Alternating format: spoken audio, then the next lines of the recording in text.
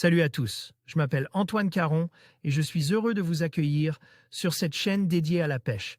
Ici, je partage des astuces sur la pêche, le choix des appâts et des leurres, et j'aide également les débutants. Abonnez-vous pour rester toujours au courant. Et maintenant, passons au sujet du jour. Bonjour à tous. Aujourd'hui, je vous invite à plonger avec moi dans l'univers fascinant du saumon atlantique. Entre mythe et réalité, ce poisson emblématique suscite de nombreuses questions et idées reçues. Dans cette vidéo, nous allons explorer son habitat, ses caractéristiques et les enjeux de sa pêche. Je vous dévoilerai également des faits surprenants qui pourraient bien changer votre perception de ce délicieux poisson. Restez avec moi pour découvrir la vérité derrière le saumon atlantique. 24 juillet 2017, au fin fond du Pays basque, sous la pluie, dans une rivière pyrénéenne. Je traque la truite au leurre lors d'un séjour dans le département des Pyrénées-Atlantiques et ne sais pas trop à quoi m'attendre niveau résultat.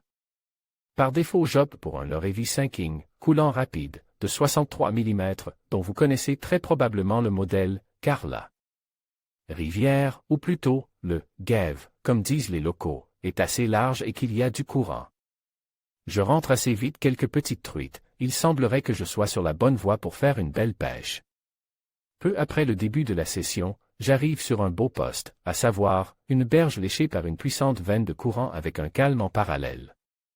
Autrement dit, une zone de chasse idéale pour une grosse truite. J'expédie mon leurre en plein bouillon et commence l'animation.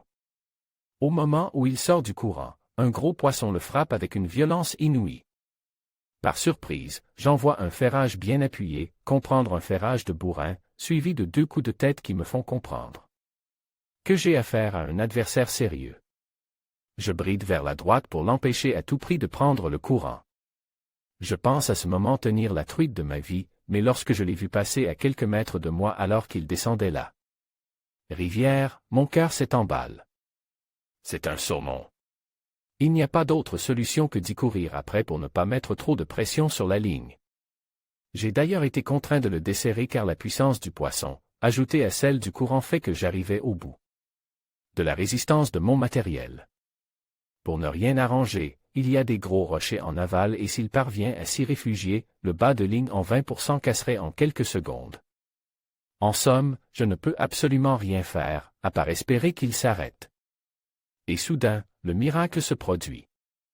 Il s'arrête au niveau d'un rocher pour tenter de s'y abriter, en vain.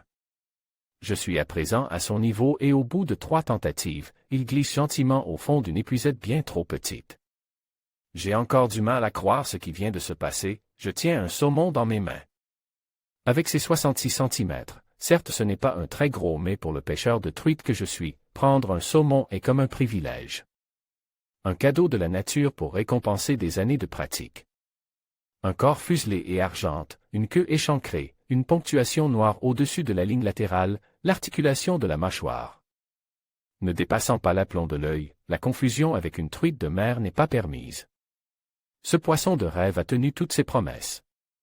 Un combat épique et une force incroyable, sur du matériel léger, c'est un pur régal. S'il constitue un souvenir impérissable aux pêcheurs qui le capturent, il est bon de s'intéresser de plus près à ce merveilleux poisson. Et à ce qu'il est réellement. Le saumon atlantique, Salmo salar, mesure au maximum 150 cm pour le mâle et 120 cm pour la femelle. Il peut peser jusqu'à 25 kg. Sa vie est rythmée par un cycle bien défini. Le cycle du saumon, il commence par la reproduction, qui dure de novembre à janvier. Les œufs sont déposés dans des zones de gravière pour donner naissance aux alevins vésicules, de 3 à 4 cm.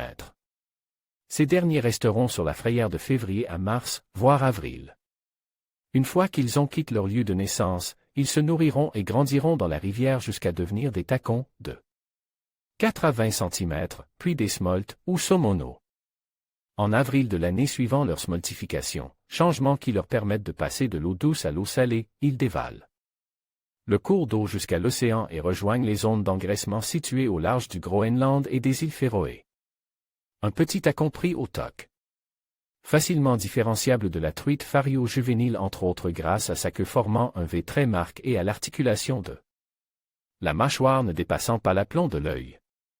Un smolt pris lors de la même session. Magnifique, n'est-ce pas? S'ensuit une phase de vie océanique à durée variable. Les saumons ayant passé une année en mer, comme celui que j'ai capture, sont appelés castillons et mesurent de 45 à 70 cm pour un poids de 1,5 à 4 kg. Ceux étant restés en mer plus d'une année sont appelés saumons de printemps et peuvent être 2 fois plus gros que les castillons. Après quoi, les adultes entament une laborieuse remontée dans leur rivière d'origine afin de se reproduire et perpétuer le cycle. Durant cette phase de remontée, ils cessent de se nourrir. Pour les pêcher, il faut stimuler leur instinct de prédateur et c'est exactement ce qui se passe quand j'ai pris le mien.